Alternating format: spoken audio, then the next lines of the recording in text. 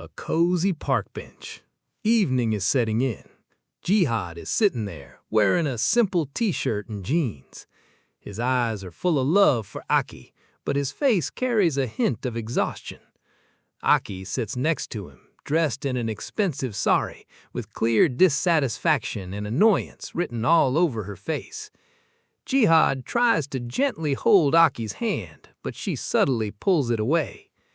Jihad smiles faintly and asks, "What's wrong, Aki? You seem very different today. Is something bothering you?"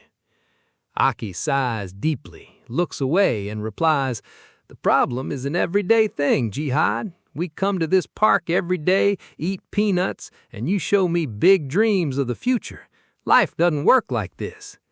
Jihad stammers a bit, saying, "I'm trying, Aki. I'm giving interviews for a good job. Just give me a little time. Everything'll be fine. I love you very much." Aki replies sharply this time, "Does love put food on the table, or can love pay the house rent?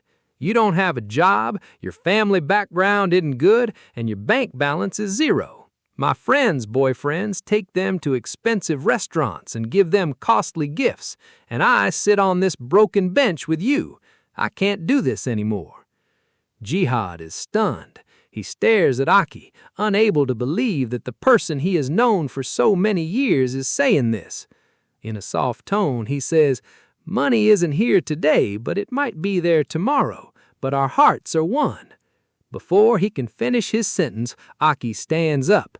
She looks straight into Jihad's eyes and says, "Wake up to reality, Jihad. A full heart doesn't fill an empty stomach.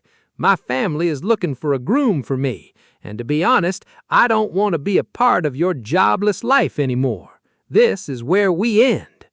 Jihad stands up too, tears welling in his eyes. He says, "You're going to end our years-long relationship just for money?" Aki doesn't answer. She puts her bag over her shoulder and starts walking away. Jihad keeps calling her name from behind, but Aki never looks back. She gets into a rickshaw and leaves. Jihad stands alone in the middle of the road, as if his entire world has suddenly turned dark. A few weeks have passed. Jihad is trying to pull himself together. He's walking towards an office for a job interview. Suddenly, a luxurious, shiny car pulls up next to him on the street. As the car window rolls down, Jihad sees Aki sitting inside. Next to her is a wealthy and arrogant-looking guy driving the car. Aki asks the guy to stop the car. He pulls over. Aki steps out of the car dressed in expensive clothes and wearing sunglasses. She looks at Jihad and says with a mocking smile, "Hey, Jihad, how are you? Still walking around with that interview file under your arm?" Jihad remains silent. The guy with Aki gets out of the car, puts his arm around Aki's waist, looks at Jihad and says, "Aki, is this your ex? The one who can't even buy a decent shirt? Is this who you used to love?" The guy pulls a 500 taka note out of his pocket, extends it toward Jihad and says, "Here, brother, take this and have a good lunch somewhere. I understand the pain of unemployed people." Aki doesn't stop the guy from behaving this way. Instead, she smiles subtly. Jihad's self-respect takes a massive blow. He stares at the money note, then looks into Aki's eyes. There is no pity in Aki's eyes, only contempt. Jihad does not accept the money. He clenches his fists and stands perfectly still. Aki says, "Jihad, don't be angry. He's just joking. Actually, this is exactly what I wanted to make you understand. A life partner should be someone who can give you a secure life. Don't hold on to anger. Try to settle down in life." The two get back into the car and drive off. Mud from the car's wheels splashes onto Jihad's shoes. Jihad looks up at the sky. Tears no longer fall from his eyes. Instead, his gaze turns rock hard. The pain inside him turns into a fierce determination. He vows to himself that he will not answer this insult with words, but with his success. The following scenes depict the story of Jihad's grueling hard work. Jihad is no longer the broken young man he used to be. He starts studying day and night. His table is filled with books, his laptop screen displays business ideas, and quotes from successful people hang on the wall. Jihad realizes that just doing a job won't completely change his fortune. He needs to become an entrepreneur. He starts a small startup. In the beginning, many obstacles come his way. He has to spend many nights without sleep. Sometimes, due to a lack of money, he has to pass the night just drinking water. His mother comes and caresses his head, giving him courage. The tears in her mother's eyes give Jihad even more strength. Over time, Jihad's hard work begins to pay off. His small business gradually grows larger. He introduces new, innovative ideas to capture the market. Days turn into months, and months turn into years. Jihad is no longer an ordinary youth. He is now one of the leading young businessmen in the country. Jihad's lifestyle is now completely different.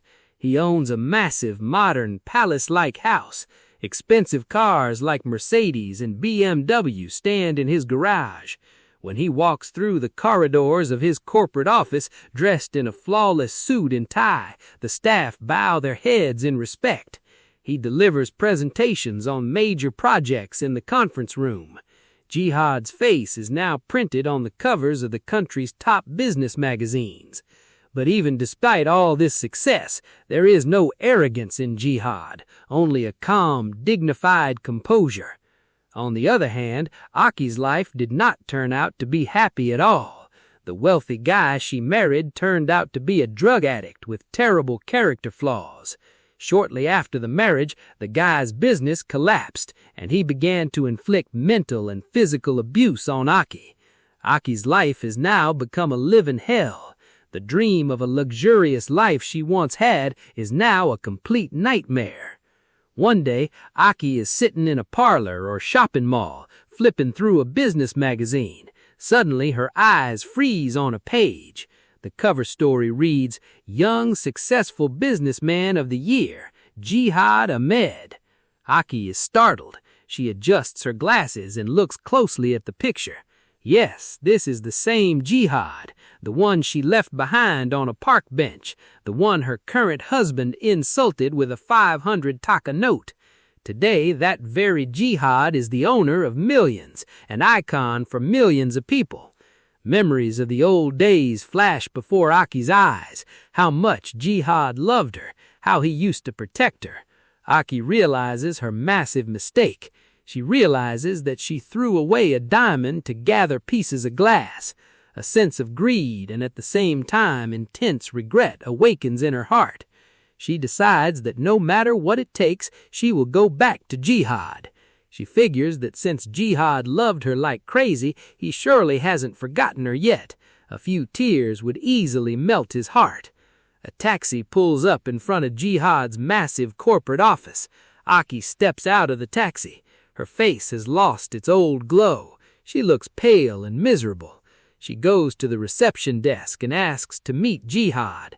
The receptionist initially refuses to let her in without an appointment, but after Aki begs repeatedly and partially reveals her identity, Jihad's secretary informs him via the internal intercom. Jihad is sitting in his chair, reviewing files. Hearing Aki's name from the secretary, he freezes for a split second.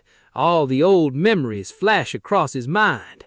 However, no anger or weakness shows on his face. He says in a calm voice, "Let her in." Aki slowly walks into Jihad's vast cabin, the shiny interior all around, the view of the city through the glass walls. Everything makes Aki feel incredibly small inside. Jihad is sitting in his expensive executive chair, wearing a perfect black suit. Aki walks up and stands in front of Jihad's desk. There are tears in her eyes. In a crying voice, she says, "Jihad." Jihad looks up from the file and stares at Aki. His gaze is extremely professional and cold. He says, "Please sit. Tell me, what can I do for you?" Hearing Aki address him formally as Apni feels like an arrow to her heart. She sinks into the chair and says, "Jihad, you are speaking to me so formally. I'm your Aki. I know I made a huge mistake in the past, blinded by money I left you. But believe me, Jihad, I have suffered every single day. He didn't keep me happy at all. He's a monster. I have realized my mistake, Jihad. I have come to beg for your forgiveness. Please forgive me." Aki reaches her hand across the table, trying to hold Jihad's hand, but Jihad gently pulls his hand away, exactly the way Aki had pulled hers away in the park years ago. Jihad gives a faint, serious smile and says, "Mrs. Aki, you didn't make any mistake. You made the absolutely right decision that day. Standing on the ground of reality, it was indeed difficult to spend a life with an unemployed guy. If you hadn't made that decision that day, the Jihad Ahmed sitting in this chair today would have never been created. Your neglect and insult were the fuel for my success, so I have no anger towards you, only gratitude." Aki wipes her tears and says, "Can't we start over fresh, Jihad? I want to live in this big house of yours, by your side, in your home. I want to love you just like before." Jihad now stands up from his chair. He walks toward the window, looks outside, and says, "Love is a very pure thing, Aki, but what you are talking about right now isn't love. It is an attraction toward my success and wealth. On the day when I had absolutely nothing, you couldn't see my heart, and today when I have everything, you have come looking for my past. But I'm sorry, time has moved too far ahead." Aki stands up and asks, "Jihad, do you not love me even a little bit anymore?" Jihad turns around and says in a firm voice, "No. The Jihad who loved you died the very day you left him stranded in the middle of the road and drove away in a car. The person standing in front of you today is a businessman, and as a businessman, I never invest in a loss-making project. The person you didn't remember during your days of scarcity is no longer needed in your days of luxury. You may leave now." Aki realizes that everything is over. She does not have the power to break Jihad's unbreakable wall. She leaves the cabin carrying extreme humiliation and a heartbroken cry. She understands that some mistakes are so profound that they can never be corrected. The scene takes place a few months later. Jihad's massive and beautifully decorated house. The surrounding atmosphere is very peaceful and positive. Today is a special celebration at Jihad's home. Jihad's mother is sitting in the drawing room, a heavenly smile on her face. Aisha walks out from the room. Aisha is exceptionally beautiful, graceful, and dressed in an elegant sari. She hands a cup of tea to Jihad's mother and takes her blessings. Aisha is not just beautiful to look at, she is highly educated and now helps Jihad significantly in his business. Most importantly, she loves Jihad as a human being, not for his money.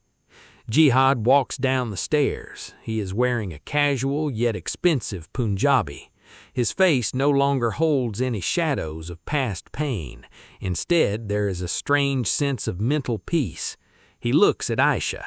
Aisha also looks back at Jihad and gives him a sweet smile.